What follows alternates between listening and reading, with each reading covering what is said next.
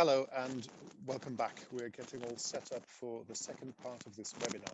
My name is Harald van Beek and I will be your host until the end of this debate. Now you can hear me a little better, I suppose.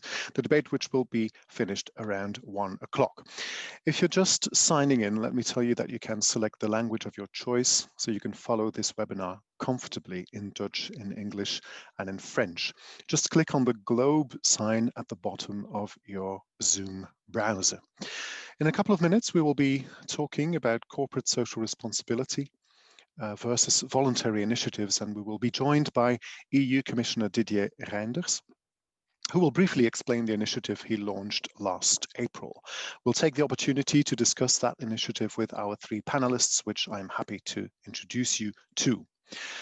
Eerst en vooral Sara Vaes. Zij is beleidsmedewerker van Oxfam België. Ze heeft jarenlang ervaring in beleidsgericht onderzoek over internationale samenwerking en mondiale duurzame ontwikkeling, onder meer naar de rol van de private sector in ontwikkelingssamenwerking. Sinds 2018 zet ze activisme en beleidsbeïnvloeding opnieuw centraal en buit ze zich bij Oxfam vast in de strijd tegen ongelijkheid en economische onrechtvaardigheid. Ze volgt in het bijzonder de beleidsontwikkelingen op vlak van bedrijven en mensenrechten en is actief in de werkgroep van Belgische middenveldorganisaties die ijvert voor een krachtiger nationaal, Europees en internationaal beleid voor bedrijven en mensenrechten. Welkom, mevrouw Vaes. David Coleman is Vice President of Public Affairs Europe from Mars. There's a joke in there which I will refrain from making. David Coleman supports the EU institutions' approach to Mars in general and specifically on issues relevant to the business segments that make up Mars, for instance, pet care, confectionery and food. Mr. Coleman has 20 years of experience representing business at an EU level, and his areas of focus range from consumer information systems to sustainability issues, starting from the desire to achieve mutual results with stakeholders through business diplomacy. Welcome, Mr. Coleman. Ons derde panelid is Sara Geenen. Zij is verbonden aan het Instituut voor Ontwikkelingsbeleid van de Universiteit Antwerpen. En sinds meer dan 10 jaar doet mevrouw Geenen onderzoek naar de politieke economie en de politieke ecologie van de goudwinning, meer bepaald in de Democratische Republiek Congo, waar ze verbonden is aan het Centre d'Expertise en Gestion Minière van de Katholieke Universiteit van Bukavu. Ook u, mevrouw Geenen, hartelijk welkom. Welcome to all three of you. This is our panel for the next hour or so, so let's crack on. Before we move on to Didier Reynders' talk, let me tell you that you can send in your questions for him via the chat window. We'll be addressing them at the end of that part. To make the supply chain more sustainable, voluntary certification schemes are widely promoted, and countries such as Belgium or the Netherlands are developing voluntary initiatives with various stakeholders, along the lines of Beyond Chocolate, a project you might have heard of. And the UK and France, on the other hand, opted for a different route and passed laws requiring companies of a certain size to publish a report on the measures they adopt to avoid human rights violations in their supply chain. And last April, the European Commission announced a legislative initiative on corporate social responsibility for 2021. And we will discuss the advantages and disadvantages of mandatory standards, their content, and the necessary means of control to ensure their efficiency, as well as the role and place of voluntary initiatives in such context. Alors, pour discuter de ce projet, nous avons invité l'instigateur de cette initiative au sein de la Commission européenne, Monsieur Didier Reynders. Monsieur Reynders, bienvenue. Nous sommes ravis de vous avoir parmi nous. I'm going to ask you a question in English and feel free to reply in any language of your choice. At the end of April, you have announced legislation initiatives on mandatory due diligence for European enterprises. So why is this initiative important and what are the main components of the project so far? So what is the current agenda? Mr. Reynders, can you hear me?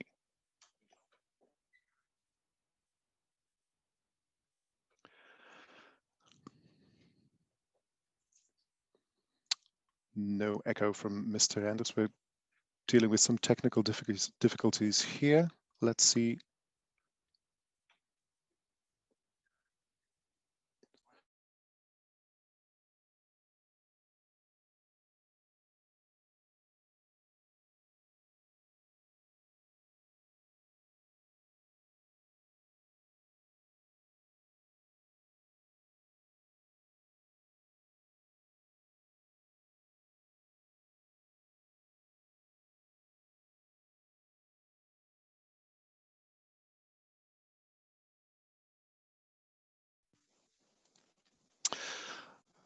I'm sorry, we're back.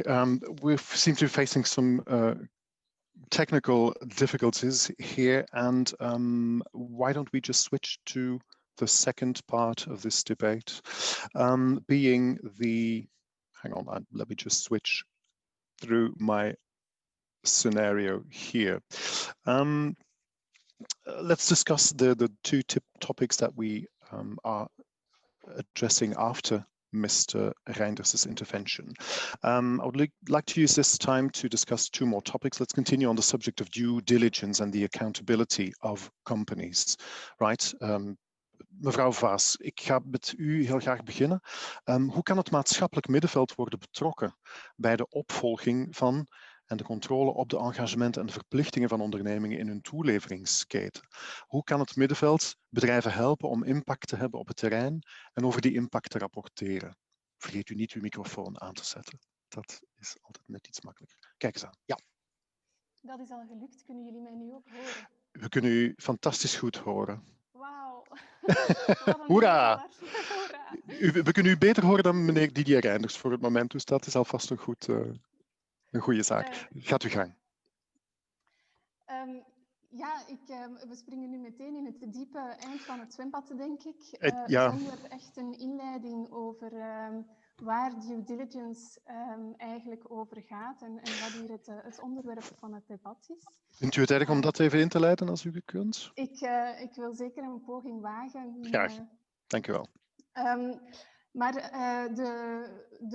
de opzet van ook het initiatief van meneer Reynders is om meer duidelijkheid te scheppen over wat nu de verantwoordelijkheden zijn van bedrijven voor wat gebeurt in hun waardeketen, ook buiten de EU. Dus ook buiten de Belgische context, als het gaat over een nationale context.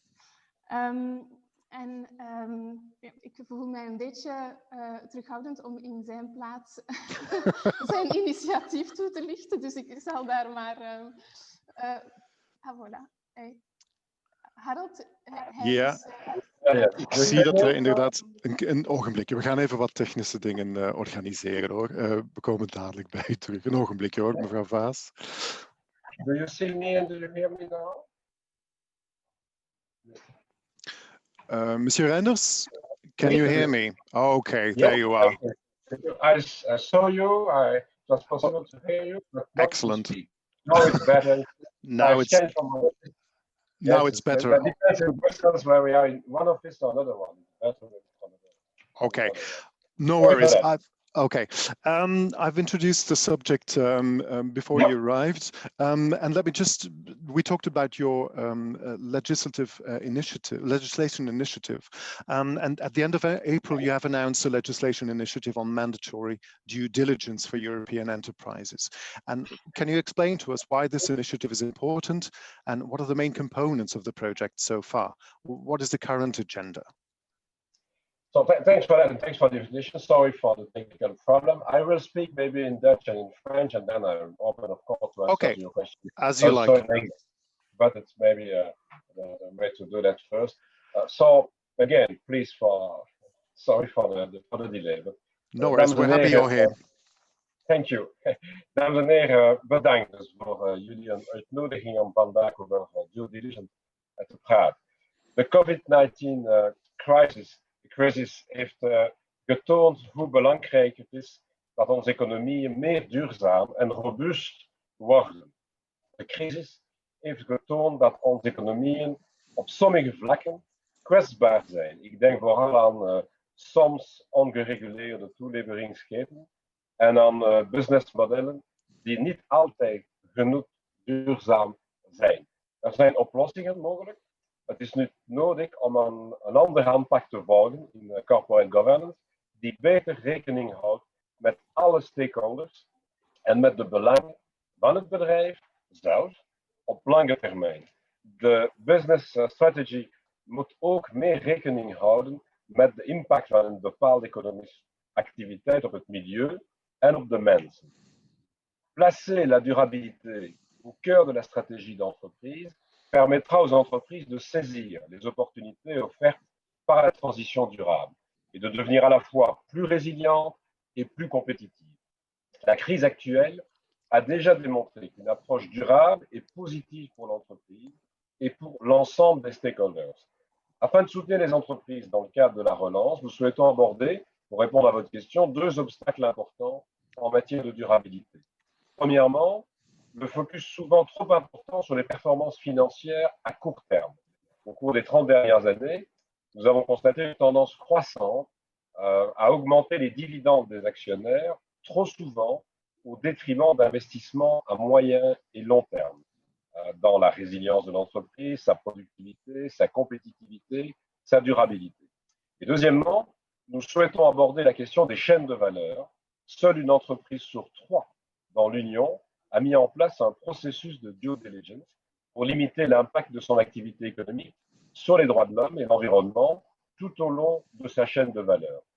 Tout d'abord, en matière de gouvernance d'entreprise, il est essentiel de clarifier le fait que les administrateurs sont dans l'obligation de tenir compte des intérêts, je disais, de tous les stakeholders de l'entreprise, en ce compris les employés, mais aussi tous ceux qui sont affectés par l'activité économique en question, ainsi que des intérêts à long terme de l'entreprise elle-même. Il s'agira de s'assurer que les intérêts des stakeholders et les risques pour la durabilité soient placés au cœur de la stratégie de l'entreprise. Alors, nous travaillons aussi à une obligation pour l'entreprise de mettre en place un processus de due diligence, à la fois en ce qui concerne les droits de l'homme et l'environnement. Une telle obligation de due diligence s'inscrira dans le cadre des efforts mis en place par l'Union européenne pour respecter son ambition d'être neutre en carbone en 2050, dans le respect de ses engagements internationaux et en particulier de l'accord de Paris. C'est pourquoi, faisant partie intégrante du Green Deal et du plan de relance, la Commission proposera une initiative sur la gouvernance durable des entreprises en 2021. Volgens mij is dat een opportuniteit voor een nieuw aanpak dat bedrijven sterker zal maken en dat onze inspanning zal steunen op het vlak van milieubescherming en sociale gelijkheid. De Commissie heeft al 2 studies besteld die ondertussen publiek zijn. We zullen ook rekening houden van bestaande ervaringen op nationaal niveau. Er zijn veel initiatieven in verschillende Europese lidstaten in verband met dezelfde thematiek. Een roadmap is al open voor feedback tot 8 oktober. Dus het is mogelijk om een commentaar te geven in zo'n proces. En straks begint een openbare consultatie met meer gedetailleerde vragen over ons toekomstig initiatief. De antwoorden die we zullen krijgen, zullen ons helpen om het initiatief beter voor te bereiden. Dames en heren, bedankt voor jullie aandacht, misschien voor mijn eerste woorden. Maar ik kijk er nu naar uit om naar jullie vragen en opmerkingen te luisteren. En ik ben bereid om weer om een antwoord te geven. Wij proberen om meer en meer mensen aan boord te hebben van zo'n initiatief voor 2021. Dank u. Oké, dank u wel, meneer Reynders. We hebben gevraagd inderdaad aan onze 3 panelleden om vragen aan u te stellen. Ik ga eerst het woord geven aan mevrouw Vaes van Oxfam. Mevrouw Vaes, gaat uw gang. Goedemorgen, goedemiddag iedereen. Goedemiddag ook commissaris Reynders. En dank u voor de gelegenheid om een tweede keer te stellen. Dank u, commissaris, voor uw toelichting. Maar ik denk misschien nog belangrijker is het om u te bedanken voor het engagement om met deze werk te maken van bindende regels. Harold voordien al laten aangegeven, België is actief een brede groep van Belgische middenveldsorganisaties, waaronder mensenrechtenorganisaties, ontwikkelingsorganisaties en de vakbonden. En ik kan u van daaruit rapporteren dat een duidelijke steun en misschien nog beter een heel dringende oproep om werk te maken van ambitieuze wetgeving op nationaal en op Europees niveau. Mevrouw Vaes, ik ga u even onderbreken. Meneer Reynders, zou u het volume van uw computer een beetje stiller kunnen zetten? Want we hebben feedback in onze oren. Niet heel erg stil, maar gewoon een beetje stiller. Het is zeer moeilijk om te horen, de commentaar. Ja. Voilà, we gaan proberen van dat zo op die manier op te lossen. Mevrouw Vaes, ga verder. Ja, ik was aan het benadrukken dat de civiele maatschappij klaar staat om u te ondersteunen in een ambitieuze aanpak. En ook vragende partij is om betrokken te zijn in dat beleidsproces. Uit verschillende interventies van u hebben we begrepen dat u graag snel vooruitgang wil boeken en iets wil bouwen om op verder te kunnen borduren, om erop verder te bouwen. En ik denk dat dan heel belangrijk is om van bij de start een sterk fundament te leggen en een duidelijkheid te scheppen wat op Europees niveau van bedrijven verwacht wordt. In dat opzicht denk ik dat ook de Non-Financial Reporting Directive wel een aantal lessen kon opleveren over het feit dat een te vaag geformuleerde set van Europese regels uiteindelijk zijn doel voorbij schiet en geen gelijk speelveld creëert en ook weinig impact heeft in de praktijk. Dus om te komen tot onze bezorgdheid over het zeker niet compromitteren van de effectiviteit van uw voorgestelde aanpak, zou ik willen vragen wat de pistes zijn, de afdwingingsmechanismen, de procedurele regels die de commissie overweegt om te garanderen dat dit voorstel ook een oplossing biedt voor het gebrek aan toegang tot rechtspraak en tot herstel voor de slachtoffers van schendingen van hun rechten in de ketens van Europese bedrijven. Dank u.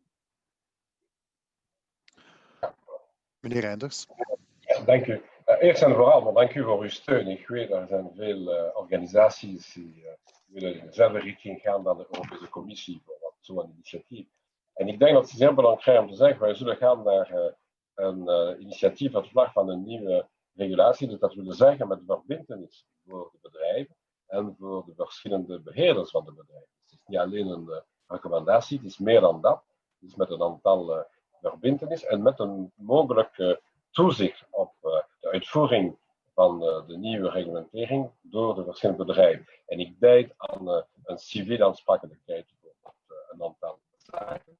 Wij denken ook aan een toezichtoverheid, dus het is mogelijk om te werken met een aantal nationale misschien toezichtoverheden. Maar er zijn ook debatten in verband met een mogelijke criminele aansprakelijkheid. Het is een debat dat we zullen hebben met de lidstaten, met het parlement. Voor het moment proberen wij om meer en meer advies en voorstel te krijgen van de verschillende actoren. Dat is de reden waarom ik gezegd, we zullen ook naar een consultatie gaan met meer precieze vragen. Maar het is juist, het is niet alleen een recommendatie. Tot nu toe hebben we een aantal vrijwillige engagementen gezien van verschillende bedrijven. Nu het is tijd om naar een reglementering te gaan met een level playing field. Dus verbintenis voor alle verschillende bedrijven met misschien een specifieke aanpak voor de KMO's, met andere methoden voor hetzelfde resultaat te boeken voor KMO's, maar nogmaals met een echte verantwoordelijkheid van de verschillende bedrijven en de leden van de board, van de raad van bestuur van de bedrijven.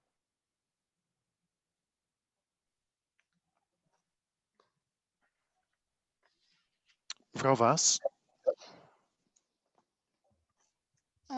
Dank u voor de toelichting. Ik denk dat we zeker verwelkomen als commissaris Reynders benadrukt dat het gaat over een breed initiatief dat hij wil voorstellen, waar alle bedrijven onder vallen en waar ook echt gekeken wordt naar afdwingingsmechanismen zoals burgerlijke aansprakelijkheid van bedrijven.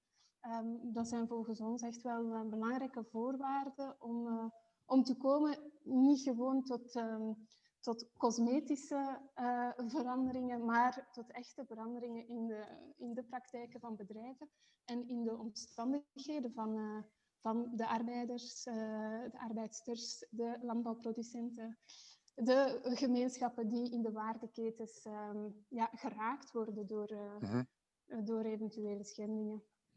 Ik zie ook dat we in het chatvenster van een van onze deelnemers daarover een vraag krijgen. Ik ga die straks als er tijd is nog voorleggen aan u, meneer Reynders.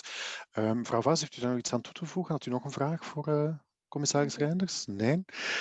Let's go on with a number of questions from David Coleman from Mouse. David Coleman. Yes, Commissioner Reynders, first of all, thank you for being here. Let me just turn off the audio. So thank you very much, Commissioner Reynders, for being here today. I would like to join Sara in congratulating you on taking this initiative. As Mars, it's something that we have called for, so we're very happy that a piece of legislation is going to land. And maybe counterintuitively, I want to take profit of your presence here to see if we can lift the veil a little bit on some of the tension points of being able to land this piece of legislation at an EU level. So could you share a little bit, what are some of the barriers you see for you, for the Commission, to be able to land a proposal in 2021? First of all, I want to say that I've seen more and more support for such an initiative. I must say that not only, first of all, in the European Parliament, it will be important when we will discuss with co-legislators to have real support from the European Parliament.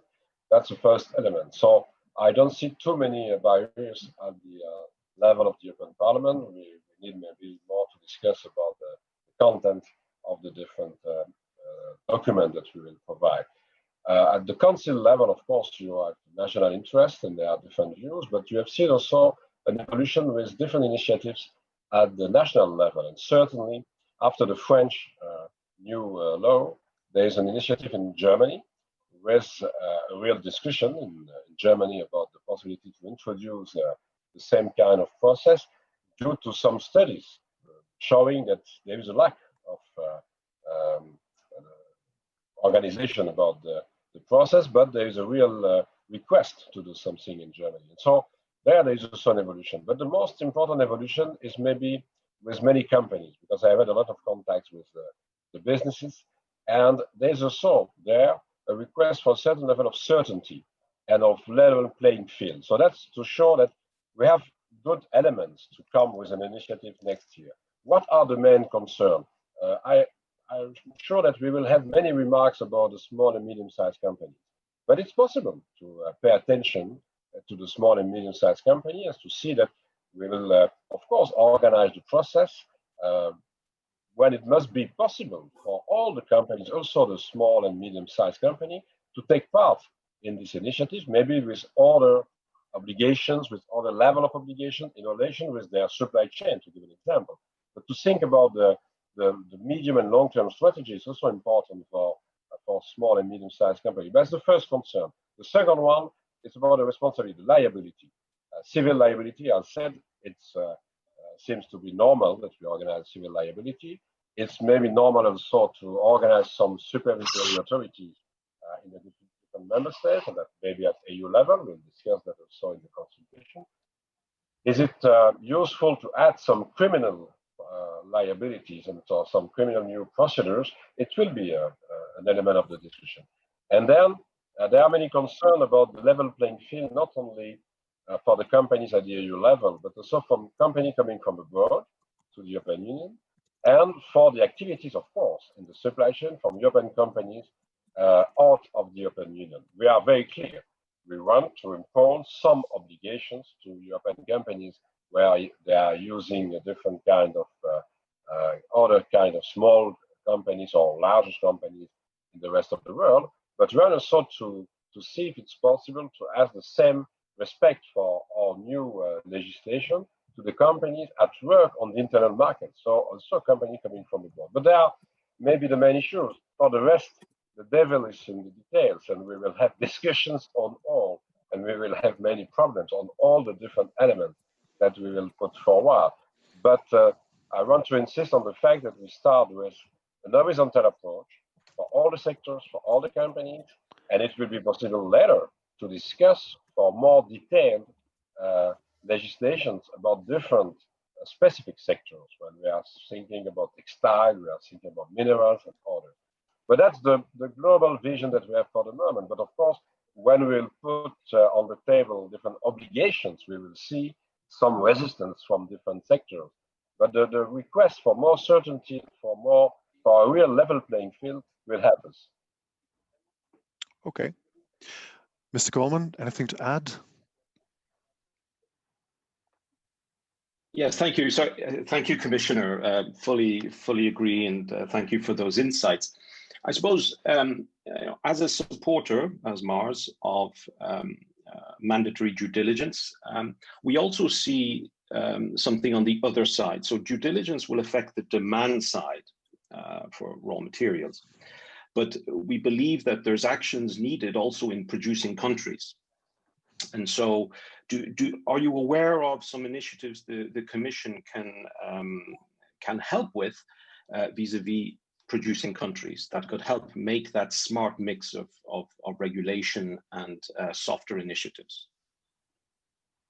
First of all, we need to continue to work in the same direction in the trade agreements that we have with different partners and that we'll continue to have. I have had a discussion with Phil Hogan, the Commissioner for Trade, in the last months about that, and it was supportive also, the discussion in the European Parliament about the way to take on board in our trade agreement some elements of our initiatives to push pressure on social, environmental, and human rights issues. And that's very important because we don't want to organize new embargoes or to stop all the activities with one country of production, because if you are doing that, you have sometimes worse consequences on human rights and the social situation in the different countries. Then, of course, we need to discuss our partnership with different countries in the world. And we have started a real discussion with Africa, between the African Commission and the European Commission. We went to Addis at the beginning of the year, just at the beginning of the pandemic. So unfortunately, it's maybe more difficult now, but we will start again our discussions with my colleague, Jutta Urpilainen, in charge for development aid, because we need also to show that we are ready to invest more in the way to help those countries to manage better the activities of the producers, maybe with some social initiatives. To give an example, you know that I'm coming from a country where chocolate is very important. I'm coming also from a country importing a lot of products to produce chocolate because we don't have the capacity to have the material to do that. And so with Ivory Coast, it's a huge relation.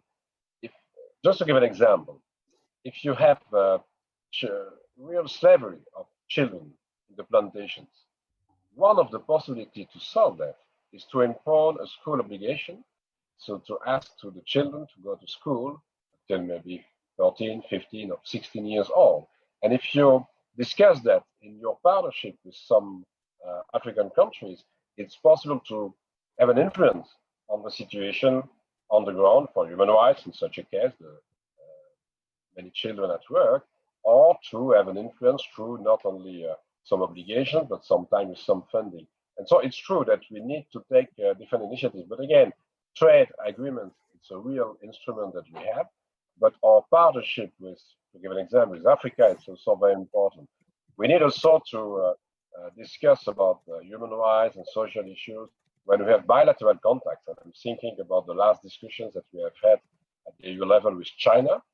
And it was, of course, very important in such a discussion with China also to ask for some improvement about the social situation, the environmental issue, because China was a member of the Paris Agreement, and of course to discuss about the concerns that we have about the human rights and the human rights in China. But you know that when you have a supply chain going to China, it's not only a Chinese problem, it's also with sometimes European companies that work there. And so we need to push pressure on both sides with our initiatives on the companies, but also in our discussions with the Chinese authorities. Mr. Coleman, does that answer your question? Yes, absolutely. Thank you very much, Commissioner. Thank you very much. Let's move on. Laten we verder gaan met onze derde panelist, en dat is Sara Geenen van de Universiteit Antwerp, medeoprichter van het Instituut voor het Ontwikkelingsbeleid. Mevrouw Geenen, gaat u gang. Thank you all. Thank you very much, Mr. Commissioner, for launching this very important and ambitious initiative. So my take on this issue comes from my experience working on artisanal and small-scale gold mining, mainly in Eastern DR Congo. And so based on previous experience in that sector, and we can elaborate maybe a bit on that later, but we know that, or there is a concern that due diligence bears a risk of creating, and you just referred to it, this what they call de facto embargo. So the fact that companies are not going to source anymore from particular regions or from particular groups of producers. We can refer to the US Dodd-Frank legislation, for instance, which targeted 3 TG minerals, so tungsten, tin, tantalum, and gold, from the DR Congo and its neighbors. It initially created this de facto embargo on the sourcing from the region, and in turn, this had a detrimental impact on local livelihoods. Now, the EU conflict minerals legislation has clearly learned from this by widening its geographical scope, by leaving more time for companies to adapt, and by focusing on having due diligence systems in place rather than on conflict-free sourcing as such. However, challenges on the ground remain. For instance, it remains very difficult for small-scale producers, and I'm talking here particularly about artisanal and small-scale miners, to comply with regulations and standards.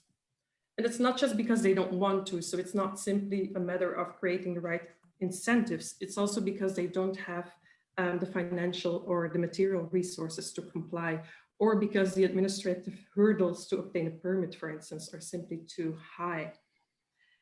At the same time, buyers tend to be extremely risk averse. They need to safeguard their reputation, which may make them shy away from engaging with these artisanal and small scale miners.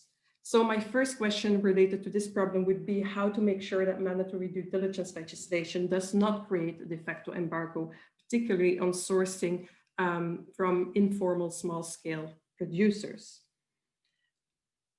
And then maybe I can go on to my second point, because since mandatory due diligence legislation, of course, affects producer countries, firms, small scale producers, and also affected communities, how can these stakeholders be involved in the process of drafting the legislation, but also in monitoring and evaluation? I feel that the issue of that a risk is often defined from a company perspective. So it's like human rights violations associated to a company's supply chain put the reputation of the company at risk. And they are perceived as incidents that can be monitored and solved.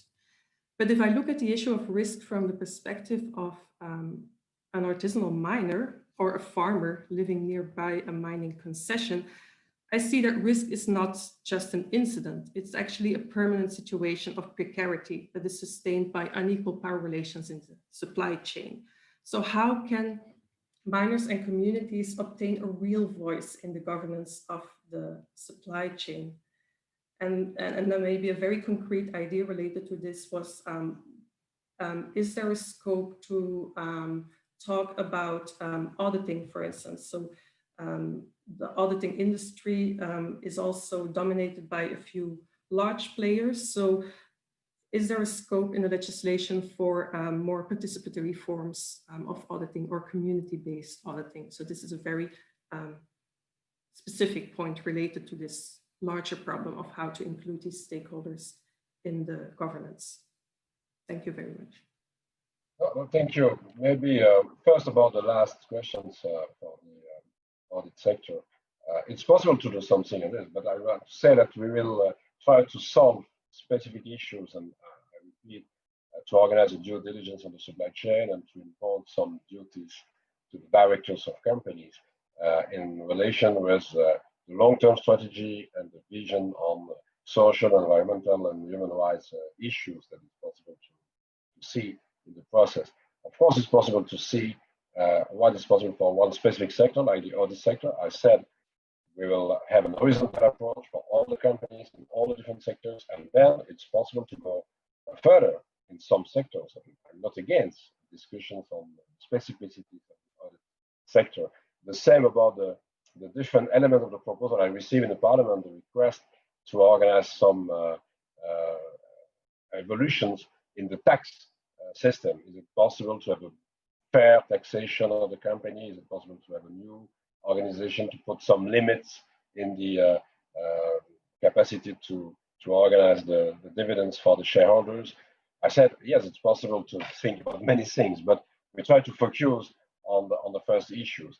And again, it will be an horizontal approach, but why not some specificities? Of course, we want to work with all the stakeholders. That means that you know that there are in some member states already, and also in the EU law, some possibilities for the employees to take part in the process in the companies. It's enough or not, that's a discussion. But I've asked to the trade unions to show us how it's possible to do more, to take the trade unions and the employees on board in our process when we organize a due diligence, to give an example, or the reflection about the long-term strategy. But we also to do the same with the local communities, not only in the European Union, of course, also abroad, like you spoke about the different countries.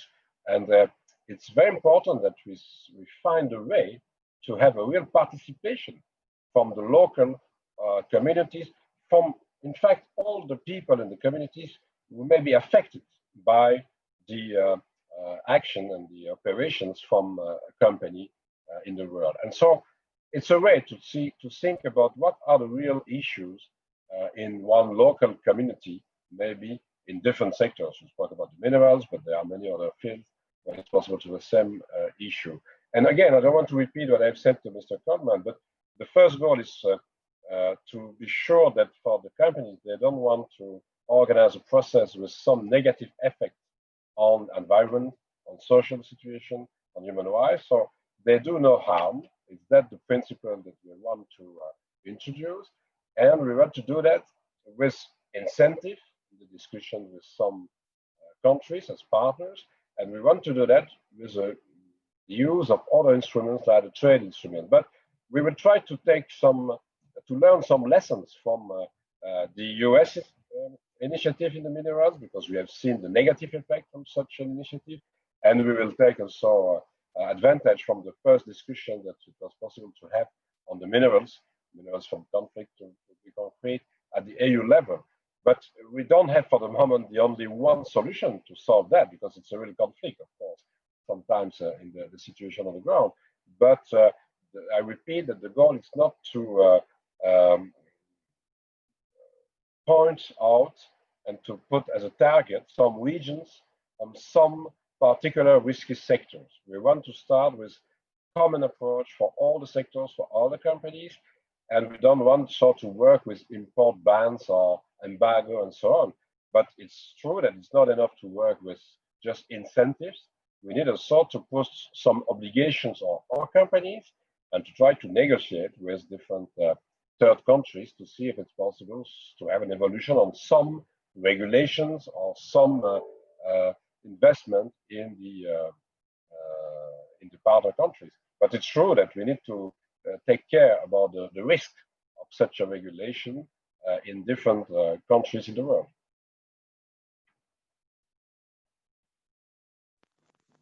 Mevrouw Geenen, is dat een antwoord op uw vraag? Heeft u nog iets aan toe te voegen? Yes, thank you very much. I see that there is a related question from my colleague Boris in the chat box. Oké. Maar ik krijg de vragen. Inderdaad, ja, want ik krijg de vragen via een andere medium hier binnen. Laten we eens inderdaad, meneer Reynders, als u nog 5 minuten voor ons heeft, dan zou ik graag nog een paar vragen aan u willen stellen die ons via onze kijkers zijn toegekomen. U heeft al gesproken over die liability. Dus daar heeft u al op geantwoord. Ik heb hier een vraag. Welke gevolgen zijn er voorzien voor bedrijven die niet transparant genoeg zijn in de procurement? Zijn er ook positieve incentives voorzien voor bedrijven die bijvoorbeeld aankopen in de circulaire economie doen? Ja, het is zeker een deel van de Green Deal om dat te doen. Dus wij hebben ook een aantal initiatieven rond circulaire economie. En we zullen gaan naar een aantal incentief daarvoor. Maar het is een beetje te vroeg om te zeggen met welke concrete incentief. Maar het is juist mogelijk om dat te doen. Het zal niet het geval zijn met onze voorstellen. Het is niet de bedoeling om dat te doen met onze initiatief van due diligence of director's duties. Maar it's waar dat we zullen gaan ook naar een aantal incentief rond de circulaire economie. En wij werken op met dat collega in de commissie. Oké. Another question, what are the chances that the due diligence mandate will be accepted by all member states and that they will equally transpose its requirements into national law without major resistance from multinational companies? I'm sure that we will have support, not only in the Commission, of course, we will come with an initiative, but also in the Parliament and the Council. The problem is not to see if it will be possible to have a support about an initiative on due diligence and direct duty. The problem will be how far it will be possible to go in the different obligations that we will put into place and what kind of liability for the company. So that's, and I've said in my first answer, it will be the problem to see how it's possible to organize the liability, how it will be possible to take into account the SMEs, and how far is it possible to go. But that will be the discussion. But I don't see a real opposition to such a new initiative. I see more difficult debates on different details in the initiative. Okay, thank you very much. We're going to do one final question, and it's quite a large one, so brace yourselves. Naast de ontwikkelingen op nationaal en Europees niveau loopt er ook een belangrijk proces op internationaal niveau. Sinds 2015 lopen er multilaterale onderhandelingen binnen de VN-Mensenrechtenraad om te komen tot een bindend verdrag om de activiteiten van transnationale en andere bedrijven te reguleren met betrekking tot hun impact op de mensenrechten. De huidige tekst bevat onder andere een stuk over zorgplicht. Ik denk dat u daar al over gesproken heeft, maar ook over andere zaken die essentieel zijn om bedrijven die een negatieve impact hebben op de mensenrechten aansprakelijk te stellen, zoals internationale juridische samenwerking, het verbeteren van toegang tot rechtspraak voor slachtoffers. De ontwikkelingen op Europees niveau moeten hand in hand gaan met het internationale niveau.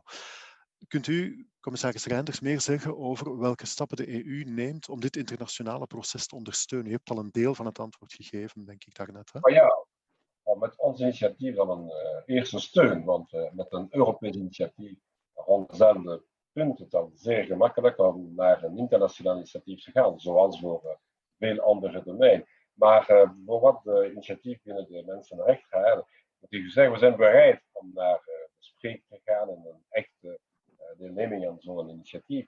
Maar we moeten zeker zijn dat het een zeer breed initiatief met de belangrijkste landen rond de tafel. Wij moeten zeker zijn dat het mogelijk is, concreet te zijn, om naar een bespreking te gaan, ook met de Verenigde Staten, ook met China, met andere partners, zoals met de Parijse akkoorden voor wat klimaat betreft.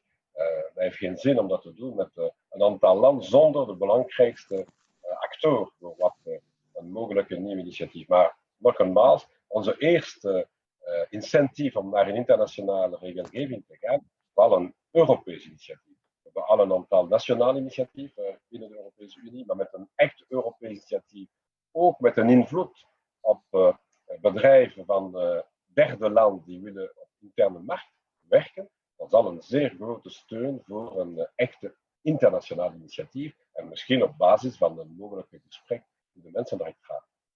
Okay. Thank you very much, Commissioner Reynders. Thank you very much to everybody who sent in their questions. Our time for this discussion has elapsed, so I'm very sorry if we couldn't address all of your questions. But thank you very much, Mr. Reynders, to have spent this time with us here today. Thank you very much. Have a good day. Bye-bye. For the viewers at home, you can continue to send in your questions for our panelists via the chat window. We will take the time afterwards to go through them.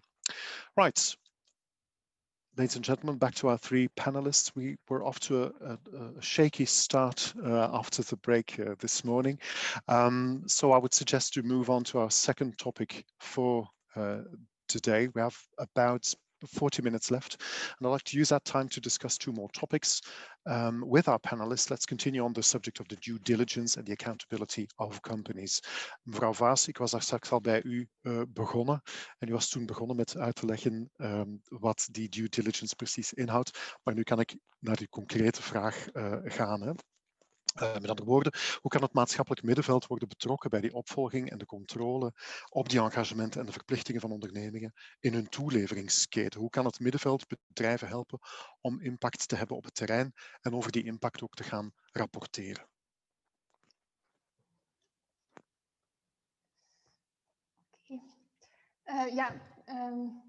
En het werkt nog steeds? Het werkt nog steeds, we kunnen u perfect horen. Ik denk dat bij het antwoorden van uw vraag het eerst en vooral belangrijk is om duidelijk te maken dat het initiatief dat meneer Reynders voorstelt, maar ook het concept van due diligence in het algemeen veel verder gaat dan een rapporteringsplicht. Het is echt wel de bedoeling om niet gewoon in te grijpen op de beleidsverklaringen of op de procedures van bedrijven, maar om een verandering teweeg te brengen in het gedrag van bedrijven. De grote vraag is daarbij, hoe gaan we ervoor zorgen dat er effectief, dat geen wereldvreemde wetgeving wordt. En dat die inderdaad echt beantwoordt aan wat er op terrein allemaal kan misgaan. En om dan bij uw vraag te komen, ik denk dat we...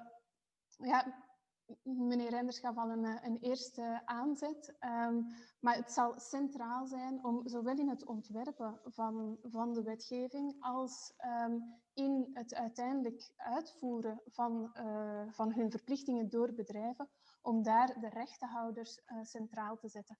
En die rechtenhouders, dat is een heel abstract algemeen begrip, maar dat gaat uiteindelijk over arbeidsters en arbeiders, over de kleinschalige landbouwproducenten, over de informele creuseurs, over de gemeenschappen, over de vakbonden, over civiele maatschappijorganisaties, over mensenrechtenactivisten, over vrouwenorganisaties, inheemse volkeren. Dus ja, een heel groot arsenaal, denk ik, aan actoren die meegenomen moeten worden in het ontwerpen, maar ook in het uitvoeren van die verplichtingen voor bedrijven. De rol die civiele maatschappij daar zeker in kan opnemen, is net om die perspectieven, om de stem van die rechtenhouders aan bod te laten komen, om die mee te kanaliseren. Dan gaat het dus niet alleen uiteraard over civiele maatschappij hier bij ons, maar vooral ook civiele maatschappij in productielanden. Dus ik denk dat daar echt wel een heel belangrijke plaats is voor civiele maatschappij. Ook om voor te doen wat dat zij vandaag ook al doet. En dat is altijd wijzen op de risico's die in bepaalde waardeketens aanwezig zijn, op de schendingen van mensenrechten, van arbeidsrechten, van milieustandaarden die zich voordoen. Dus ook die alarmbelfunctie, die blijft belangrijk. En om dan te komen misschien meer tot de afdwinging, ja, ook daar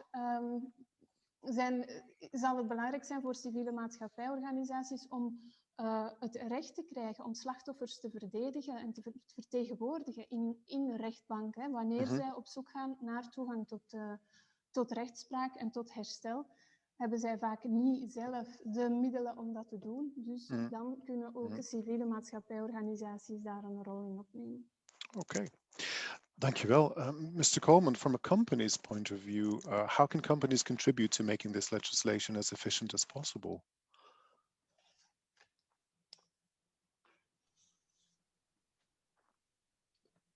Yeah, sorry, just shifting the translation. So, no sorry, Harold, could you just repeat your question? Yes, of course. From a company's point of view, how can they contribute to making this legislation as efficient as possible? So efficiency is it's basically finding with minimal inputs have the maximum output. Yeah, and the maximum output in a due diligence piece of legislation is to reduce or get rid of the negative impacts your supply chain can have. So I believe that the first duty of a business is to implement and apply the law. Now, due diligence legislation cannot and should not be, and I join Sara in that evaluation, it cannot be just a box ticking exercise. Yeah, it really needs to impact the company culture and be fully embedded in its governance.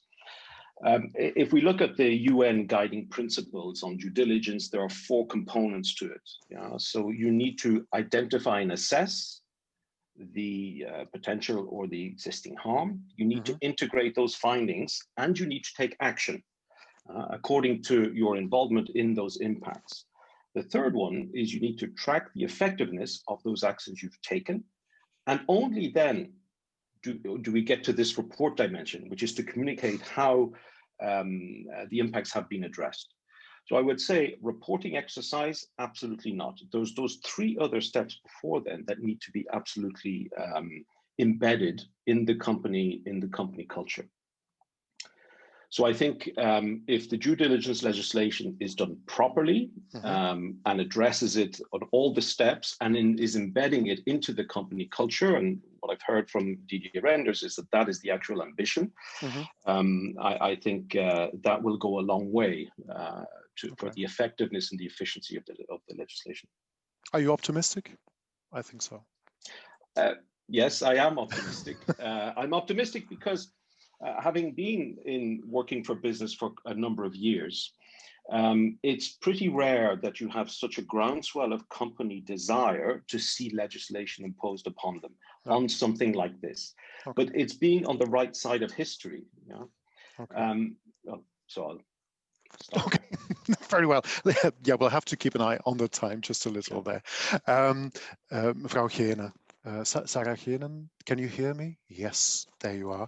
Can you tell us who bears the cost for due diligence? How can we, in other words, avoid companies to put this cost on their suppliers and make them responsible, while small exporting companies don't have the resources to improve their production conditions? Can you tell us more about that? Yes, indeed. So there's two important elements there, I think. First of all, due diligence is indeed a costly process. And second of all, we see that these costs are often shifted onto upstream suppliers and eventually to the small-scale producers. So first of all, there's an internal cost for companies. So companies need to invest time to set up, to manage these due diligence systems.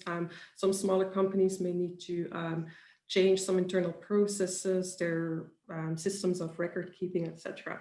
So these are all important costs, and estimates of these costs are quite high and have also been made in the context of this proposal from the European Commission.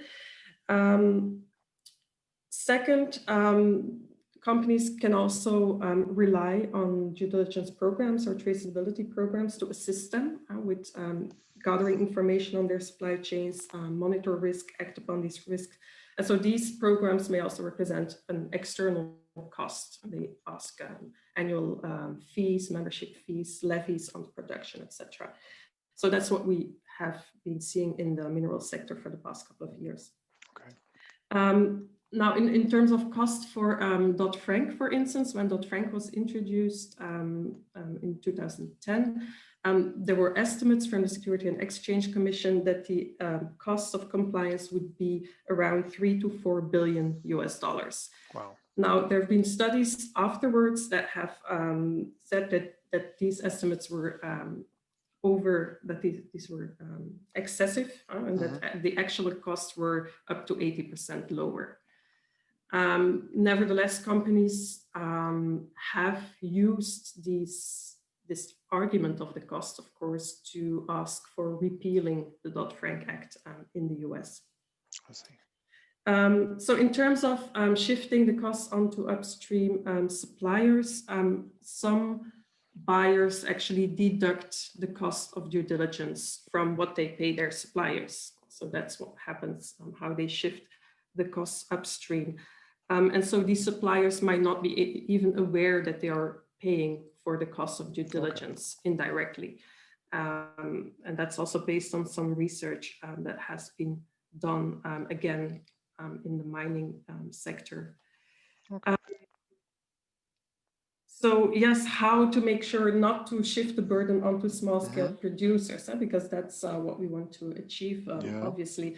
So I think there needs to be much more transparency around the costs of due diligence. Also that buyers must make this explicit in their contracts with suppliers.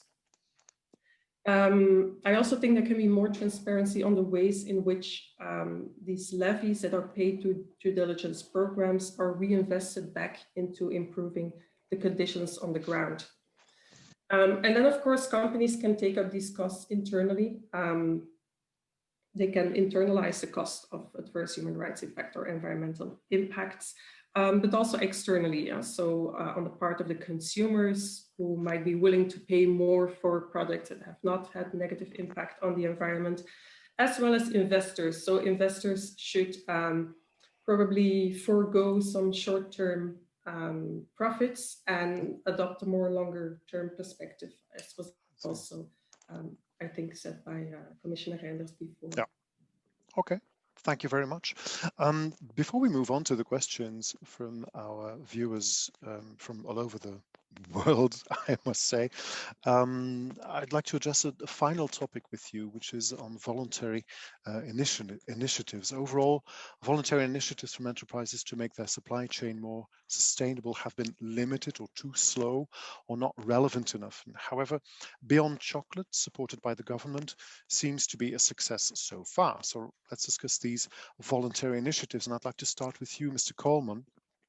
Mars is a particularly interesting actor, as Mars has signed the letter of support to the EU legislation, and you are part of the Beyond Chocolate Voluntary Initiative. Why is Mars supporting the EU legislation? So what people perceive as a dichotomy between legislation and voluntary initiatives, I think, is a vision of the past. It's very clear for us that in complex worlds of supply chains, regulation cannot solve everything and voluntary initiatives can't solve everything. But the combination, a savvy combination of both, can lead to some quite impactful outcomes. So we're a proud member of Beyond Chocolate, and we're a proud member of other initiatives in other countries. In Germany, there's GISCO. In Switzerland, there's Swissco, and those initiatives come together to develop common KPIs, because what gets measured gets done, right? So we think that the voluntary initiatives can go beyond where legislation can go. And I'll give you an example of a voluntary initiative that we are part of, working with CARE International.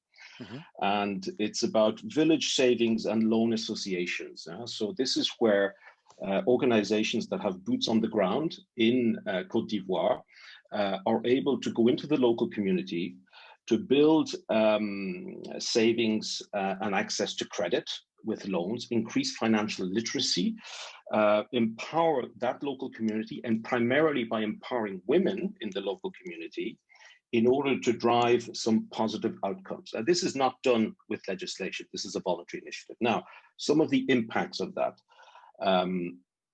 We've increased in 3 years, we've increased by 138% the amount of savings, increased by 55% the amount of loans. Total savings have increased by 124%, and the total of loans have increased by 160%.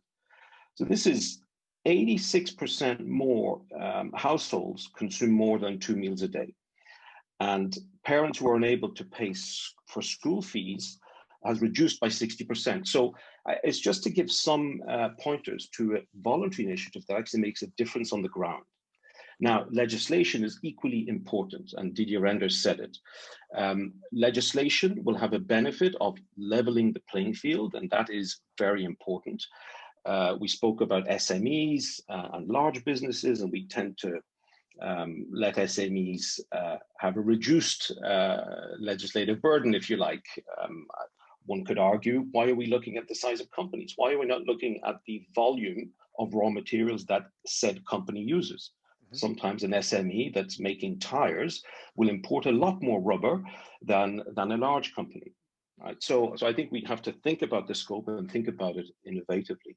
But I do believe that regulation is needed, and voluntary initiatives can take businesses and local communities to the next level by complementing it. In that respect, how important is it, or how essential is political support in that context? So the voluntary initiatives that have the backing of a national or regional government can be important in many regards. And the intensity of government engagement can vary. A government who says publicly, we think this is a good thing to do, is great because it provides some credibility to the initiative. If the government is sitting at the table, it's a more intense dimension of their engagement. It again lends credibility, and the government sometimes, and it was the case for Beyond Chocolate, was able to allocate some funds for the initiative to actually take off. And we cannot underestimate that. And all the companies and NGOs are quite grateful for the government having enabled that through allocation of the right amount of resources.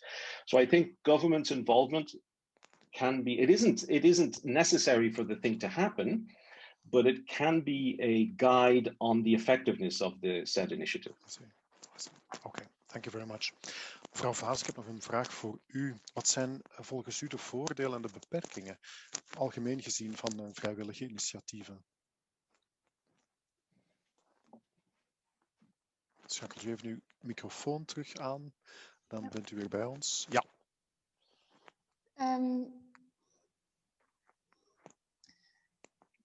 Ik denk dat we eigenlijk sluiten we nu een periode af waarin we gerekend hebben op alleen vrijwillige initiatieven. En ik denk dat de grote nadelen van vrijwillige initiatieven zijn dat ze eigenlijk uiteindelijk gewoon ontoereikend zijn gebleken. De resultaten die geboekt zijn via vrijwillige initiatieven, door te rekenen op vrijwillige initiatieven, zijn onvoldoende. En daar hebben we heel veel bewijs voor. Dat is ondertussen heel ruim onderzocht. Zowel op Europees niveau heeft de studie van de commissie, meneer Reynders verwees er zelf naar, gewezen op dat slechts 1/3 van de bedrijven een afdoende due diligence aanpak had. Hier op Belgisch niveau heeft een recente studie van HIVAK Leuven aangetoond dat 2/3 van de bedrijven eigenlijk maar een minimale strategie hadden om de sociale duurzaamheid in hun ketens te verbeteren. Er is de wereldwijde Corporate Human Rights Benchmark, die meer dan 200 grote bedrijven wereldwijd onder de loep neemt. En zij moesten bijna de helft van die bedrijven een 0-score geven. Dus we zien dat vrijwillige initiatieven niet de resultaten opbrengen. En ik denk dat we veilig kunnen stellen dat het narratief dat vrijwillige initiatieven een alternatief zouden zijn voor wetgeving, dat narratief heeft zijn credibiliteit helemaal verloren. Wat zou je dan veranderd willen zien? Ik denk, en ik moet mij aansluiten bij wat meneer Coleman daar ook zegt, dat vrijwillige initiatieven een aanvullende rol kunnen spelen, daar waar dat wetgeving inderdaad de verplichtingen van bedrijven al verduidelijkt. En dat het in die vrijwillige initiatieven is dat bedrijven of bedrijven met andere actoren informatie kunnen uitwisselen, ervaringen kunnen uitwisselen, innovatieve aanpakken kunnen ontwerpen, samenwerkingen kunnen tot stand laten komen, om zich de vraag te stellen: hoe gaan we zo efficiënt mogelijk, zo effectief mogelijk aan onze verplichtingen voldoen en die overtreffen? Hoe kunnen we nog verder gaan? Want het is niet alleen over do no harm. We rekenen ook op de bedrijven om de agenda 2030, om veel positievere resultaten mee te bewerkstelligen. Okay. Ik dacht dat je mij ging onderbreken. Nee, sorry. Ik was helemaal geboeid door uw verhaal. Ik was mee in het elan van uw antwoord. Dank u wel daarvoor. Mevrouw Geenen, ik kom nog bij u terecht als laatste voor dit onderdeel. U heeft veel persoonlijke ervaring in de mijnbouw, als ik dat goed begrepen heb, meer bepaald in de Democratische Republiek van Congo. In de mijnbouwsector zijn er verschillende initiatieven van mijnbouwactoren en onderzoeksprojecten die door privéondernemingen worden gefinancierd en die tot doel hebben de productieomstandigheden en de traceerbaarheid van mijnbouwproducten te verbeteren. Zorgen deze initiatieven voor een substantiële verbetering in een situatie waarin wetten niet bestaan of slecht worden gehandhaafd? Wat is uw ervaring daarmee? Okay, yeah, thank you. I'll respond in English since it's the language I'm used to when talking about these issues. So I would like to second what my two colleagues have said, that I think that voluntary initiatives have proven that they are not sufficient. Neither do I think that mandatory legislation will be sufficient if it is just as is sometimes called cosmetic compliance, like due diligence as a ticking the box exercise, as has already been said.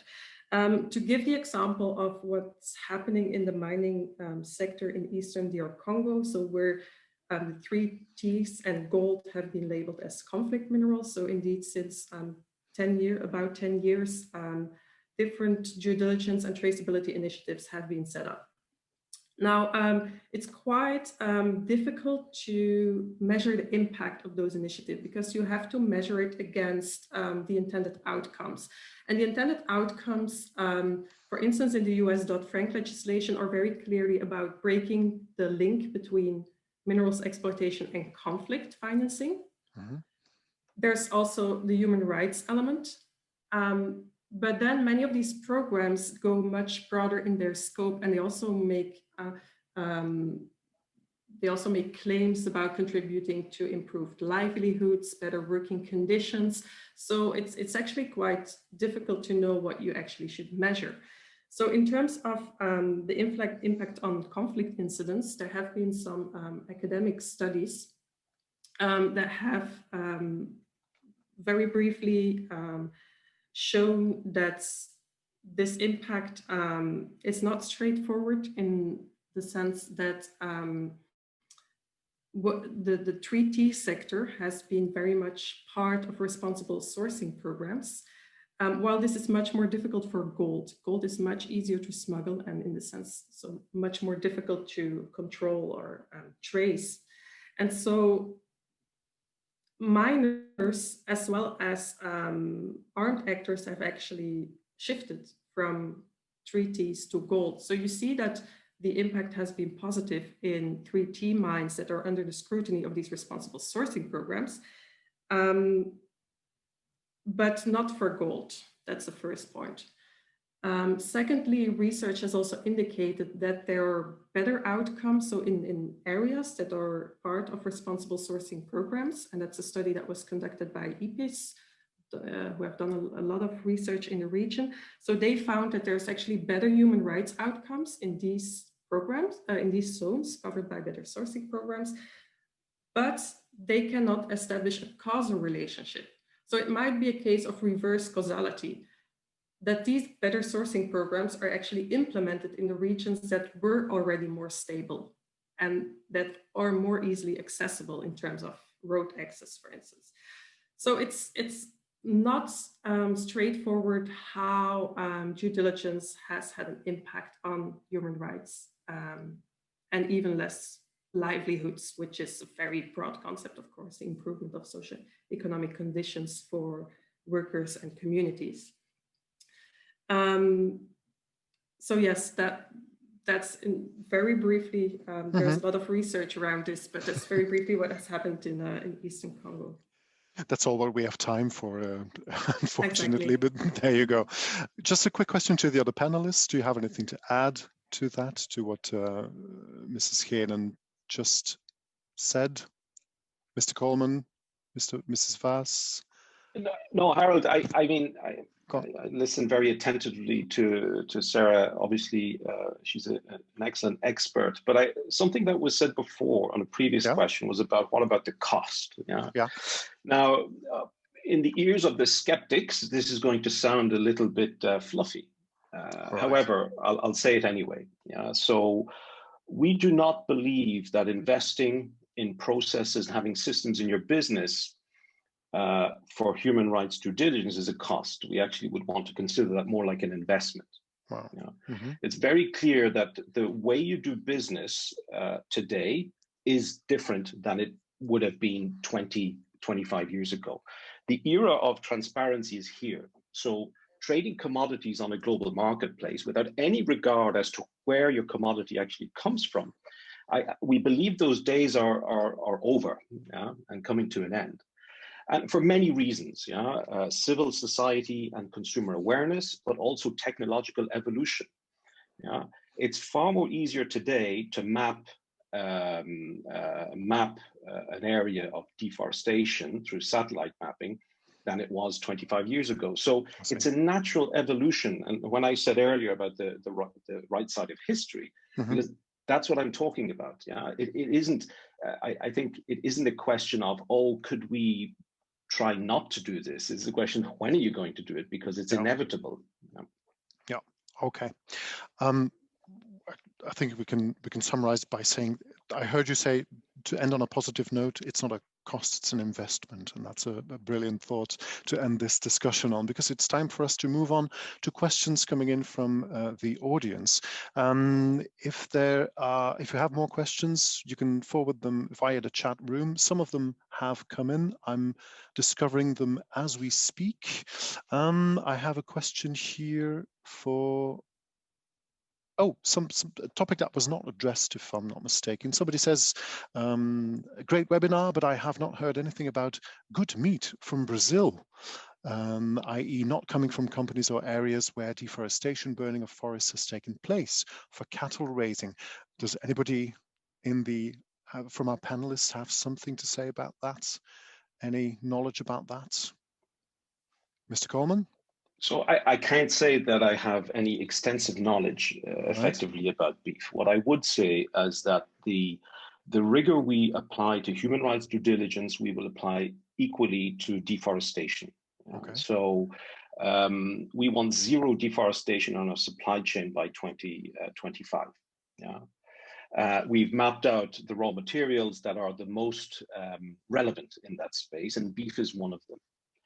So zero deforestation means that we have a set of criteria, and the traders from whom we buy the meat will have to respect those criteria. We actually push it a step further. So this is about managing your supply chain. There's another dimension about intervening in market through voluntary initiatives, actually, to try and help shape that community into a way where the negative impact of deforestation doesn't happen. But in the supply chain management, we're asking our suppliers to meet our criteria in terms of what they supply us, but we will ask them also to meet our criteria, at least in what they sell to everybody else. So zero deforestation in our supply chain by 2025 is a commitment that we're hell bent on achieving, and that will apply to beef as well. I see. Okay, very well. Another question for all our panelists. Ik kijk naar u, mevrouw Geenen, omdat er wordt over Afrika gesproken. Het belangrijkste probleem van Afrika, het enorm gebrek aan vreemde investeerders met, even kijken hoor, met alle sympathie voor een mandatory due diligence van de value chain en begrip voor het positieve effect op de continuïteit op termijn van de onderneming, toch opletten dat een goed bedoelde verplichte due diligence niet nog meer KMO's, investeerders afschrikt. En dan eindigt deze persoon in het Engels. Will the EU be able to impose this legislation on Xi, the Chinese president, en on Donald Trump? Enige visie daarop? Ja, mevrouw Geenen, ik kijk naar u omdat Afrika erin staat. Maar goed, ik weet niet of u daarop kunt antwoorden. Wacht even, uw microfoon staat niet aan. Klikt u die nog even aan? Ja. Dat zou nu moeten lukken.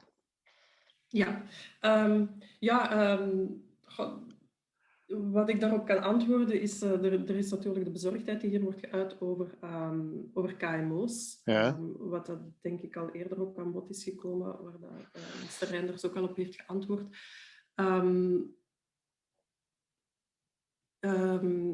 Sorry, ik ben even de rest van de vraag kwijt hoor. Misschien kan iemand anders aanvullen. De vraag was, ik haal ze er opnieuw heel even bij. Hoe kunnen we die wetgeving, hoe gaan we die kunnen opleggen aan mensen zoals Donald Trump of aan de Chinese president? Dat was eigenlijk dat was de vraag. Ik denk dat er wel in verschillende regio's ook meer wordt gekeken naar mandatory due diligence. Dus dat is niet alleen iets in Europa. Maar over de geopolitiek ga ik mij voor de rest niet uitspreken misschien. Oké, we zullen het veilig houden wat dat betreft. Ik heb nog even een question. Een poging wagen. Oh ja, doe maar. Ja hoor, graag. Ik denk dat de EU die regels niet gaat opleggen of gaat kunnen opleggen aan China of de VS. Want het zijn Europese regels die nu op tafel liggen. En ik denk daarom, en dat is ook eerder in een van de vragen benadrukt dat het internationaal verdrag dat ook onderhandeld wordt en dat eigenlijk zou een harmonisering op internationaal niveau zou kunnen veroorzaken, dat van belang is. En om misschien die vraag wat meer te linken aan de discussie nu over Europese regels. Mhm.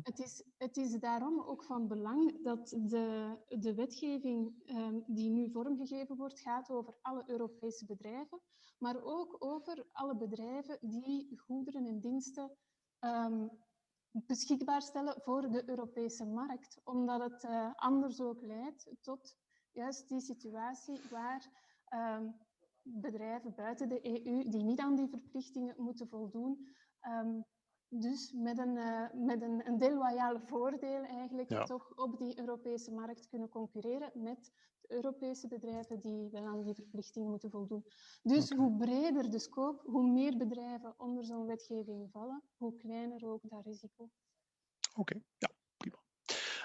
A question for Mr. Coleman. Somebody says, indeed, we see a big push by large multinational companies, for example, in the field of chocolate for mandatory human rights due diligence.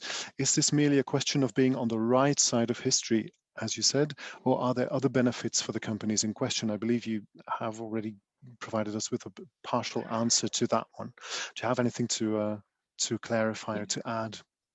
Yes, thank you, Harold. So this is a question about the benefits to businesses, big companies, multinational companies like ourselves at Mars. Mm-hmm. Why are we actually supporting due diligence? Mm-hmm. Well, we're supporting, and the Commissioner said it, there's a dimension of leveling the playing field. And leveling the playing field is, of course, it sets out a proper competition between companies operating in the same market, but it is also the only way we've seen to drive scale and impact at market level. If it is only a handful of companies, however big they may be, they're not going to cover the problem. So legislation has the effect of driving scale, we believe, in terms of impact. An EU piece of legislation is also important because you can have an initiative by the French, the Dutch, the Germans, etc., but that leads to a fragmented approach because their legislation aren't or would not be the same. And so companies in Europe benefiting from the single market cannot exploit the benefits of that single market if we have a fragmented approach. So the harmonization at EU level is equally important. Okay, thank you very much. We have time for one last question, and this might be a quite interesting one. I think I'm addressing it to all of you, obviously. Somebody says voluntary initiatives are not sufficient versus modern labor-intensive industrial investments in Africa are far too low. This person says, my contacts in Africa tell me they first of all need jobs, not so much human rights. For a final question, anybody? Mrs. Vaes.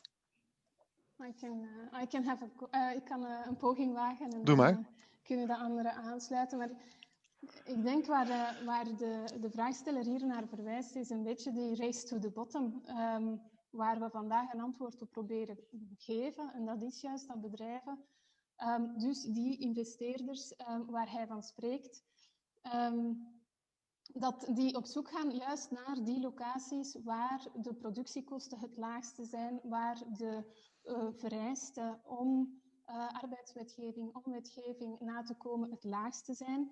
En dat bedrijven dus die locaties uitzoeken, wat dat ook betekent dat de overheden in die productielanden net een incentive hebben om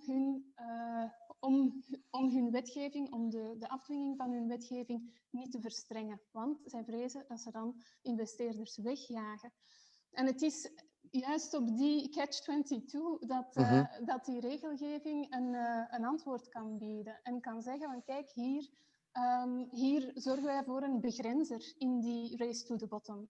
De minimumlat ligt bij internationaal erkende mensenrechten, arbeidsrechten en milieustandaarden, gelijk waar de waardeketen u naartoe brengt. I see. Yeah. Okay. Mrs. Geenen, Mr. Coleman, anything to add?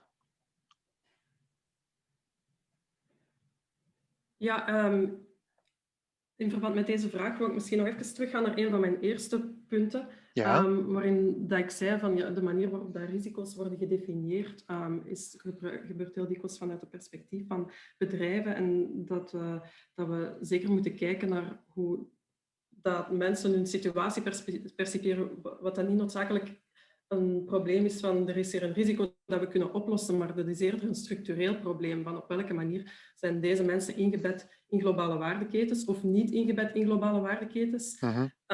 Maar dat we meer op een structurele manier daarnaar moeten gaan kijken. En dus in die zin zeg ik ook van die mandatory due diligence is noodzakelijk volgens mij, maar zal ook niet de problemen oplossen als ze niet gepaard gaat met bredere ontwikkelingsinterventies. We kunnen daar meer concreet over nadenken, maar om het zomaar governance en development, om het maar ook heel breed te noemen, maar dat moet dus gaan over verbetering van de veiligheidssituatie, wat dat ook moet gaan over diplomatie, moet gaan over het verbeteren van arbeidsomstandigheden, decent work. En dus een veel bredere agenda. Een veel bredere agenda. Oké, goed, dank u wel. Mr. Coleman, anything to add for a final word, a final thought? Yeah, sorry, Harold, I was still listening to the translation. No worries, no worries. Is there a final thing that you want to add? We have a couple of minutes left. Well, I mean, there's actually no. I could That's okay too. I could say a lot. I could say a lot. But let me just wrap it up with one thought. I believe, and Didier Reynders actually spoke about it slightly, moving from a shareholder model for businesses to a stakeholder model. Again, it's the right side of history. Mars, as a privately owned family, 100% family-owned business, we are and do very much believe in that. So I think that is where we are going, and I think it's where we need to push companies to go as well. Legislation can help, but it is about behavior as well. Okay, thank you very much. I'm afraid our time has elapsed now, so we'll have to stop here. A massive thank you to my three panelists. Thank you for sharing your views with us. Thank you for spending your time, your precious time with us this morning. Also, a massive thank you goes out to everyone here at Enable and The Shift who have facilitated this webinar. Also to our interpreters, Thomas, Joël, Joachim, and Adrien. To all of our panelists, of course, and of course, for everybody here at Microson in Brussels, and of course to you for attending. Thank you so much. This webinar will be available to watch it again. We will forward you a link right after this session. For those of you watching from Belgium, do not forget the upcoming Fair Trade Week starting on the 7th of October. Now, for a final word, let me give the floor to Jean van Wetter from Enable and Brieux de Bondreder from The Shift. I've been Harold van Beek. It's been my pleasure to be your host today. Looking forward to seeing you next time. Have a great day. Merci Harold. Est-ce que Brieux, tu commences ou je commence? Je vais commencer rapidement et puis je te laisse la parole. Thank you very much, Harold, for perfectly moderating this debate, this intensive debate. You can't see it, but it's just in front of me, and he's surrounded with papers and notes, and he's been very active and very listening to all the contributions. Thank to all for your contribution and the technical support. So I'll take over for a short conclusion for The Shift. I'll take over from Marie. So we've seen today that things are moving on several fronts to accelerate the social and ecological transition, whether it's by promoting and enhancing fair trade, relocalizing consumption, starting multi-stakeholders voluntary initiatives, or adopting legal framework. And I think it's particularly great to see all this movement and reaction to the crisis we're facing. At The Shift, we're convinced that all actors have a very important role to play to contribute to this transition. We need to think in terms of system and activate the virtuous circle, as Nicolas Lambert said during the first debate. That is why at The Shift we're committed to creating connection between our members, informing them about initiatives, tools and legislation, and also helping them achieve the Sustainable Development Goals. On due diligence in particular, We know it can be difficult to know how to undertake this long and complex process, especially for small and medium-scale companies that don't have the resource for this purpose. So to help our members and signatories from the Belgian SDG Charter for International Development getting more acquainted with the process and the legislation, we're organizing a few activities.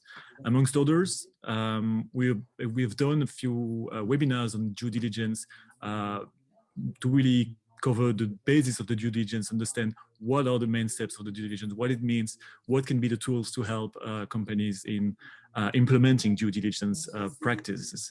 They are available on our website, so feel free to have a look at it. We're also organizing 5-step workshops for selection of 5 small and medium-scale companies that are part of our network, that are members of the Shift, or signatories of the Belgian SDG Charter. So feel free to have a look at our website again if you are interested. And of course, there's more to come, so stay tuned. If you want to know more about the Belgian SDG Charter for International Development and potentially become signatory, please have a look at our website again and feel free to reach out. I'll leave now the floor to Jean Van Weter for the final words from Annabelle. Thank you very much. Merci Brieux et merci tout le monde. Donc je rejoins la félicitation à tous nos orateurs et à la félicitation de Harald. C'était assez impressionnant la manière dont c'était géré en multilangue. Bravo, merci à tous les intervenants. Moi, ce que je retiens de ce débat, c'est la complexité. Et donc je rejoins aussi Brieux dans l'idée de penser en termes de système. En fait, il n'y a pas de solution miracle et une action à un niveau a un impact sur un autre niveau, une action en Europe a un impact sur ce qui peut se passer dans les chaînes d'approvisionnement en Afrique ou ailleurs. On est dans la géopolitique aussi, puisqu'on doit regarder ce que font d'autres continents comme d'autres pays comme la Chine ou les États-Unis. Et ça me conforte en fait dans la nouvelle stratégie d'Enable qu'on a mis en place l'année passée, qui résonne autour de challenges globaux. Et on n'est plus du tout dans une logique nord-sud, une logique action dans le nord, action dans le sud, mais dans une logique de réponse en commun entre partenaires à des challenges globaux. On en a choisi 5 qui sont en fait les uns interreliés. L'un d'entre eux, c'est l'accroissement des inégalités et c'est quelque chose qui a été discuté aujourd'hui. Mais en fait, ça me conforte dans cette approche qu'on doit ne pas raisonner en tant qu'agence de développement en silo, dans une approche pays développé versus pays en voie de développement, mais plus dans une approche de collaboration entre pays. Et même chose, et là je rejoins de Shift aussi, pas dans une logique agence de développement versus secteur privé, mais collaboration avec le secteur privé, la société civile et les gouvernements pour pouvoir arriver à des solutions durables. Par rapport aux initiatives en termes de CSR, Samuel me demande de mentionner, il a raison, le fait que 30 entreprises belges ont déjà signé une demande pour demander au nouveau gouvernement d'avoir un cadre juridique clair à ce sujet. Donc, on sent qu'il y a une demande de la part d'entreprises belges d'avoir plus de clarté. Et une dernière remarque, rappeler, Harald l'a déjà fait, mais effectivement, la semaine du commerce équitable qui démarre le 7 octobre et dans laquelle il y aura de nouveau de nombreux débats et auxquels vous êtes tous et toutes conviés.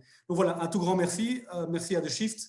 Merci à tous les orateurs et oratrices et particulièrement merci à l'équipe TDC, Trade for Development Center, pour leur engagement et la parfaite organisation de ce séminaire. Bonne journée à toutes et tous et à la prochaine.